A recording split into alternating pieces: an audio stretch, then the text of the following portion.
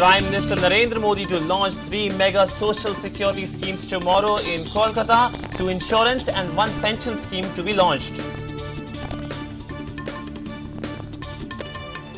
Markets end the week on a positive note. Sensex gains more than 500 points. Nifty surges more than 100 points. Harvard study says India will overtake Chinese growth by 2023 to achieve highest GDP growth over next 8 years.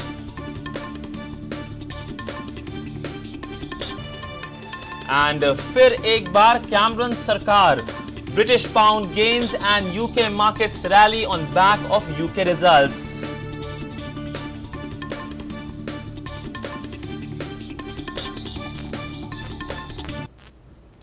Well, hello and welcome to DD News. I'm Sidhant Sibal and let's go straight to the market action. Well, bulls are back on the Dalal Street. Markets closed the week on a positive note. Sensex jumped 506 points to close at 27,105, while NSE Nifty surged 134 points to end at 8,192.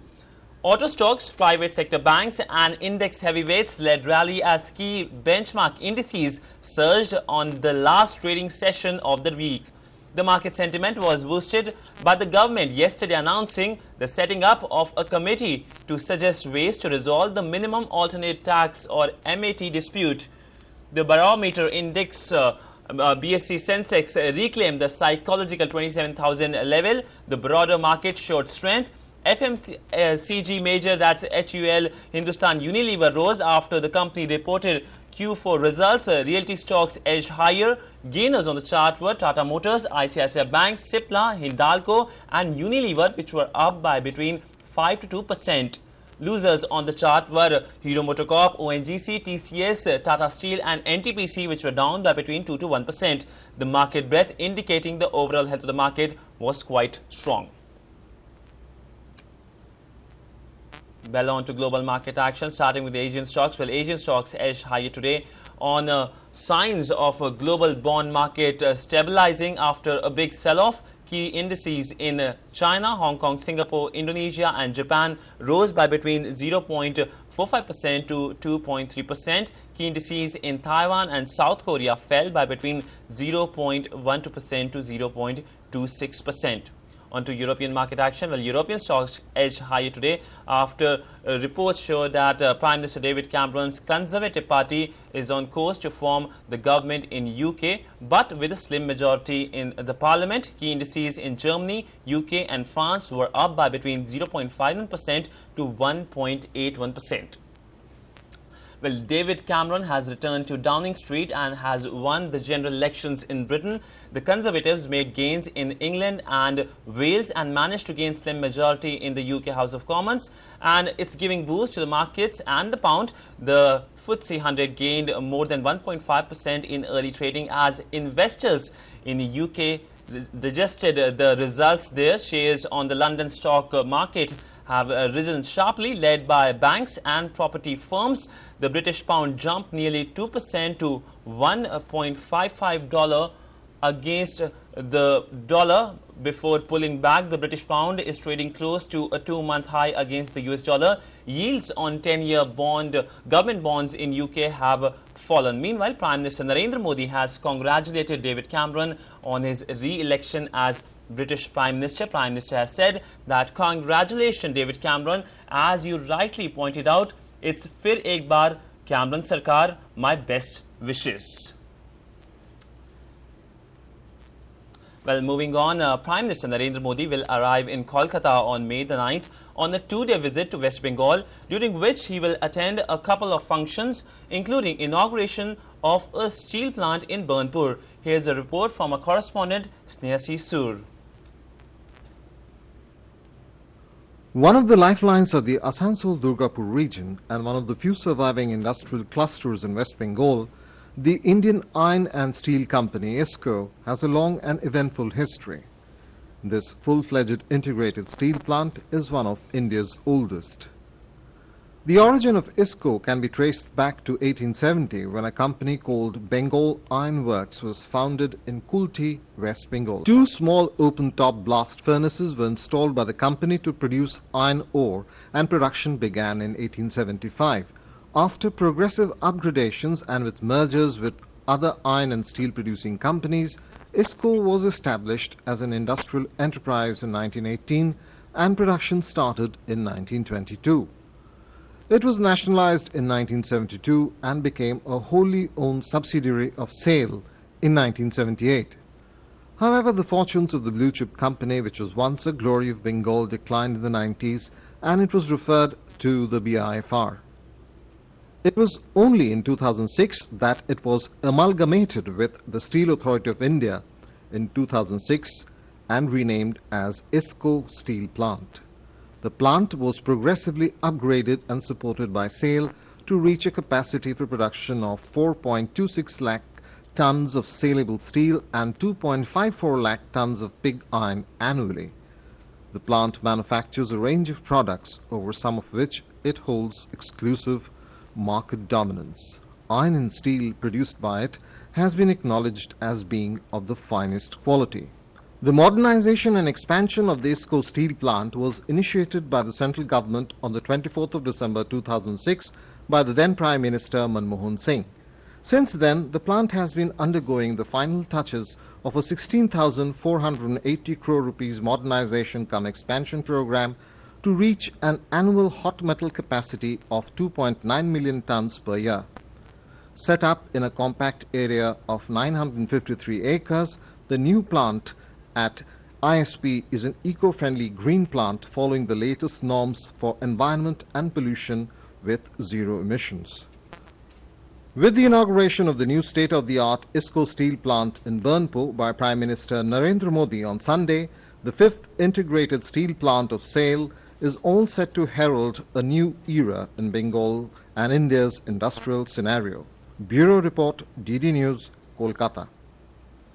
Prime Minister Narendra Modi will also launch 3 ambitious social security schemes pertaining to the insurance and the pension sector tomorrow in Kolkata. This would be a path-breaking initiative towards providing affordable universal access to essential social security protection. Here's a report from our correspondent Arun Sharma.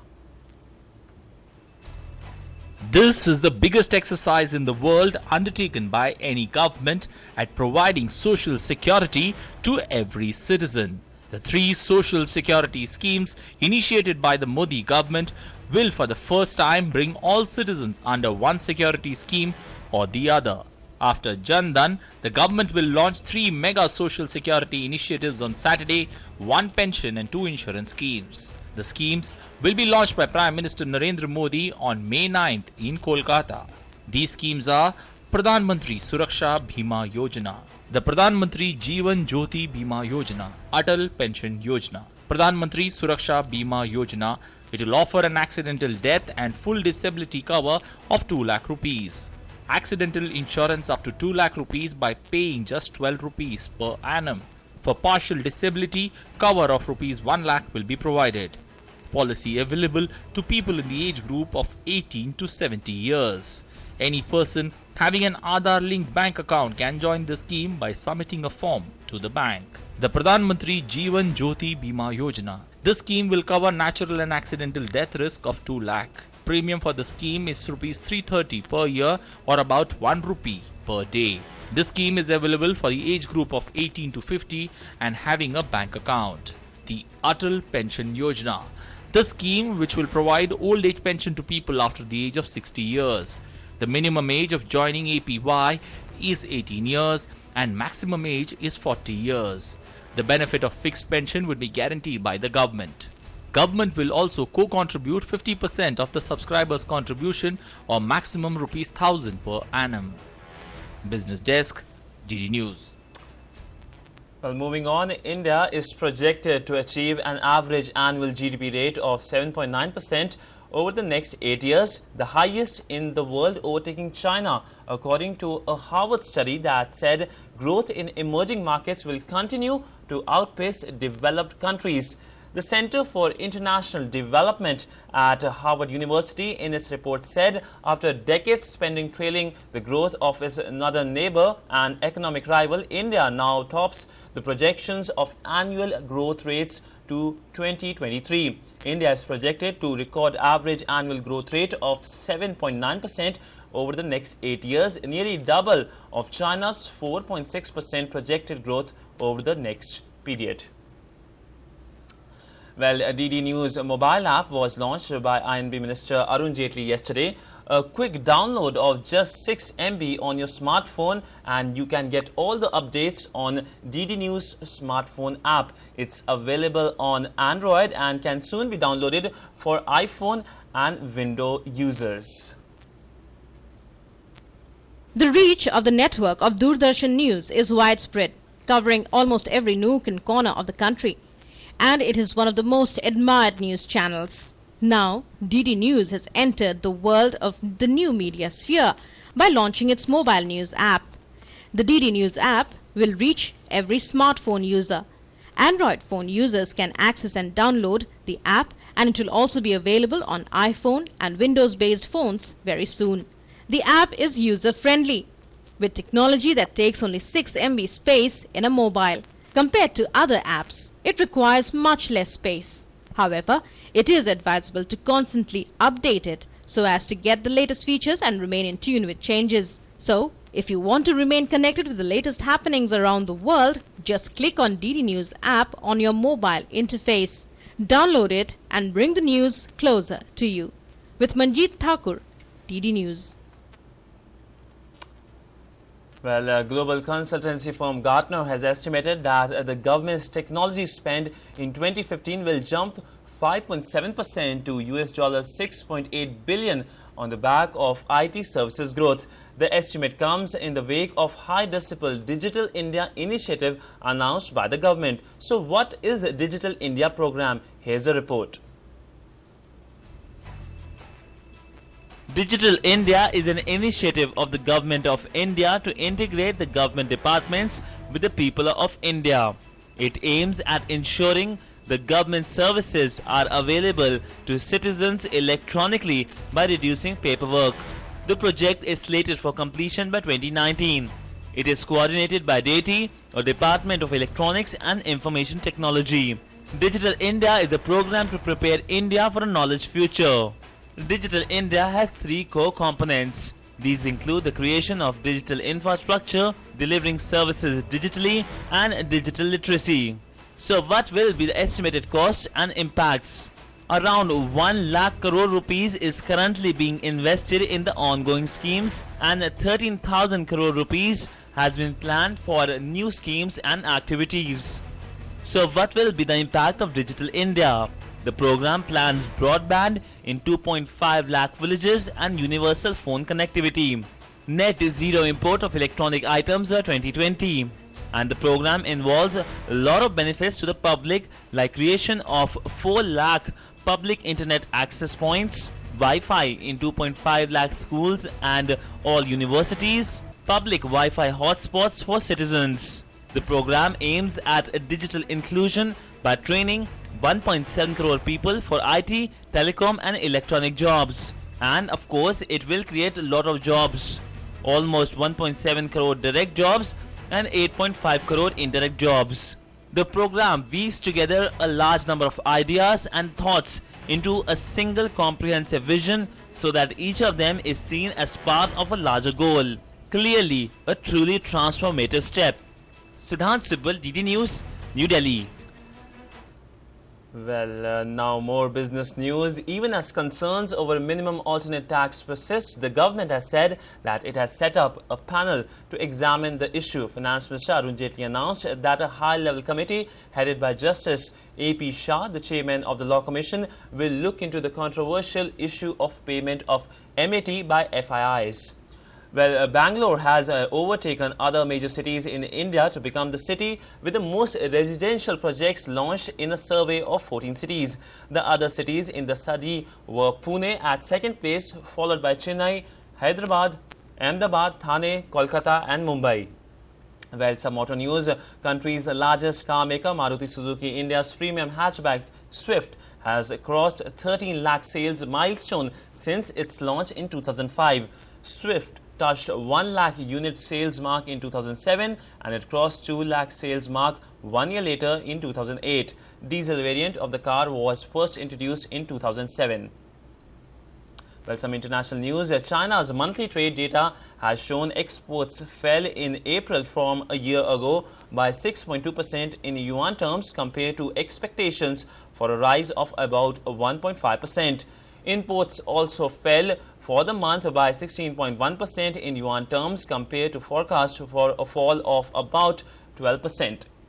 Well, the Greek government has promised that it will stick to the deadline promised to the electorate by it and will not make concessions in negotiations with the creditors. Creditors, which include the IMF and EU, have demanded cut in spending, including plans to trim the civil services and privatization of state assets in order for the Greek country to continue receiving loans. Well, some telecom news now. Vodafone has started offering its customer care service on a new number 199 as its current one 111 will stop working by July the 31st.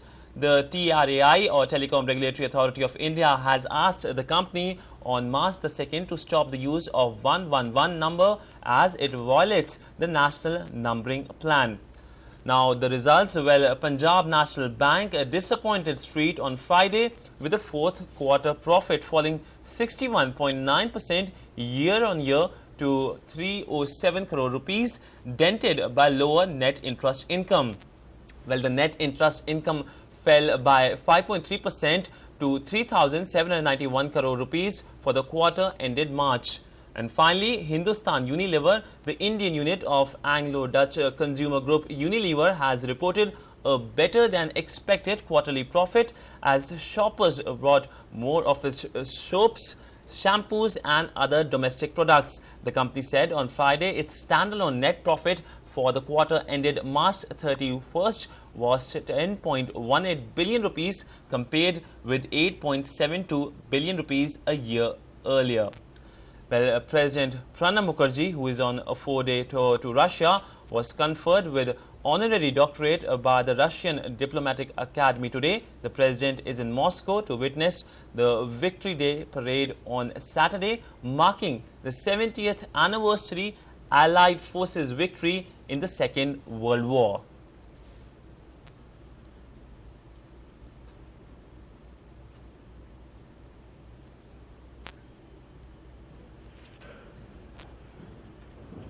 It is no exaggeration to state that our unique and multidimensional ties have proved their resilience.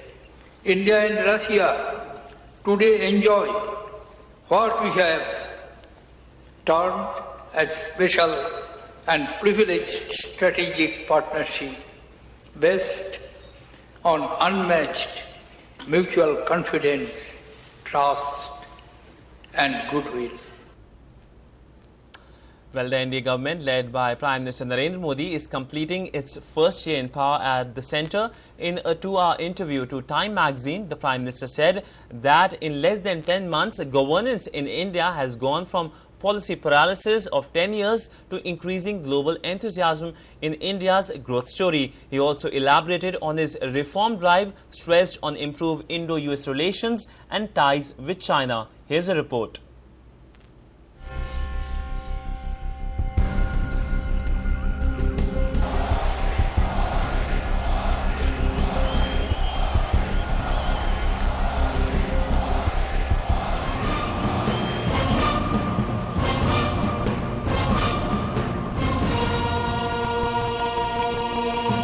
Prime Minister Narendra Modi spelling out his vision from tackling terrorism to respecting religious diversity and India's relation with the world, to his development mantra and thoughts on federal cooperation, and finally lessons that he learned early in his life. In an interview to Time magazine, Prime Minister Narendra Modi hailed India and US as natural allies, two countries that share a similar worldview, in addition to shared democratic values. He highlighted the important role both countries play in strengthening democratic values all over the world. Describing India's relation with China as having matured over the decades, he said both countries are committed to economic cooperation. Referring to his government's reform agenda, the Prime Minister highlighted his focus on administrative reforms that are essential to ensure ease of doing business, accountability and good governance, reiterating his commitment to Sabka Saath, Sabka Vikas. Prime Minister Narendra Modi invited the entire international community to partner in the Clean Ganga initiative, which is not just cleaning of a river, but is an initiative that pushes environment-friendly development. On tackling the threat of terrorism, Prime Minister Modi stressed on the need to de-link it from religion. He said we should not look at terrorism from nameplates, since there is nothing like good terrorism or bad terrorism. Instead, he called for a collective action to plug the access terrorists have to communication, finance and weapons. The Prime Minister responded to President Barack Obama's remark that for India to succeed, it is critical that the nation does not splinter along religious lines, asserting that the acceptance of all religions is in Indians' blood and the civilization. He said that his government will not tolerate or accept any discrimination based on caste, creed and religion, putting to rest any imaginary apprehensions on right of minorities. Describing federalism as biggest challenge he faced on taking charge as Prime Minister, the PM called his federal government an organic entity that worked on the principle of cooperative competitive federalism, a concept that encourages different state governments to compete with each other for the growth of the country. Concluding on an emotional note, Prime Minister Narendra Modi recalled his humble beginnings. He called poverty the first inspiration of his life that deepened his sensitivities and gave him a new perspective and a direction. Poverty pushed him to do something for the poor and to live for others and work for them, a mission that he continues to pursue as the Prime Minister of India. DD News. Well, Minister for Road Transport and Highways Nitin Gadkari today said that toll tax will not be banned in India. Addressing National Convention of Transporters, Gadkari said that transporters will have to pay the toll tax if they want to experience fine services on the national highways.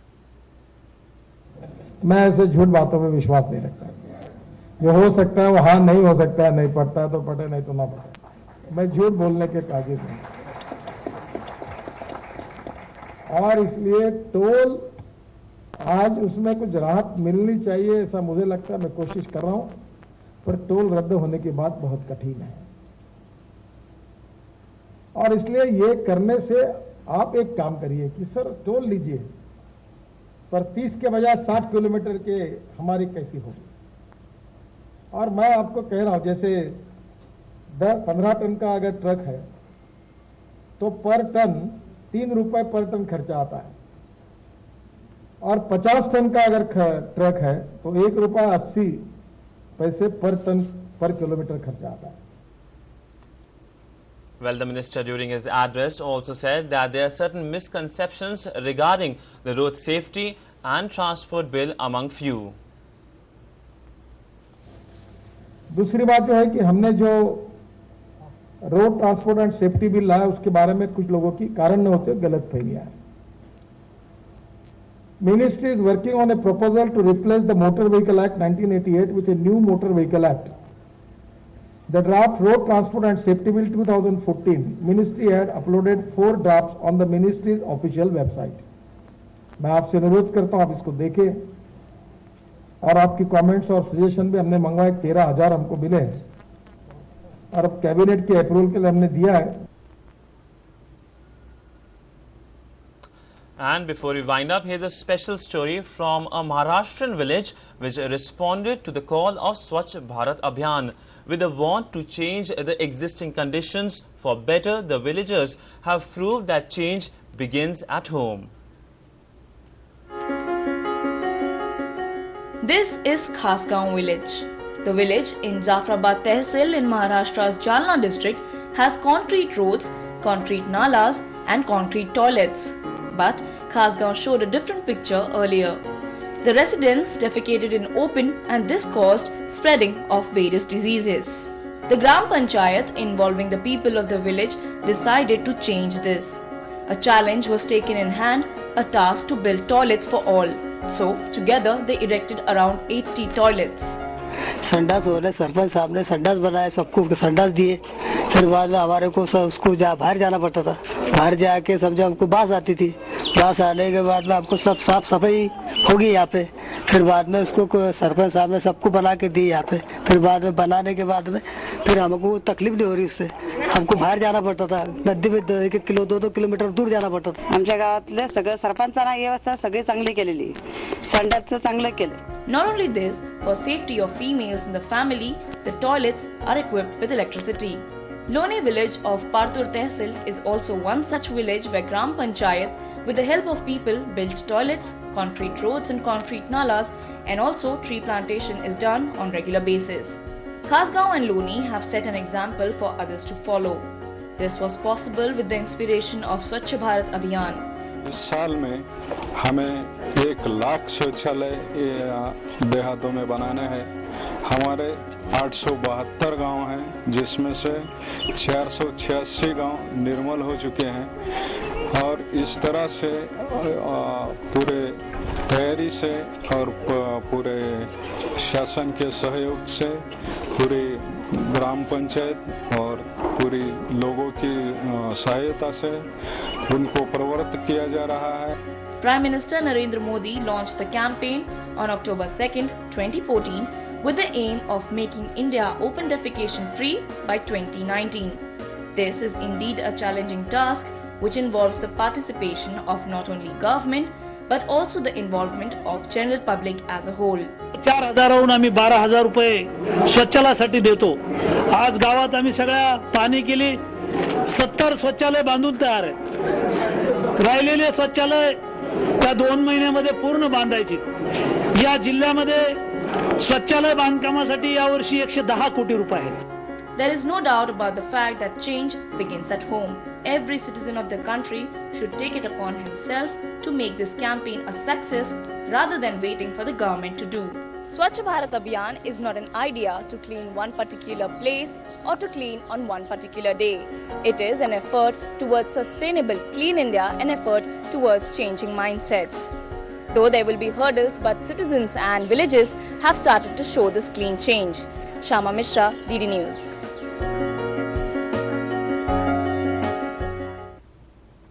Well, a special story there from Mumbai by our correspondent Shama Mishra. Well, that's all in this edition of Business Lab. Thanks for watching. Namaskar.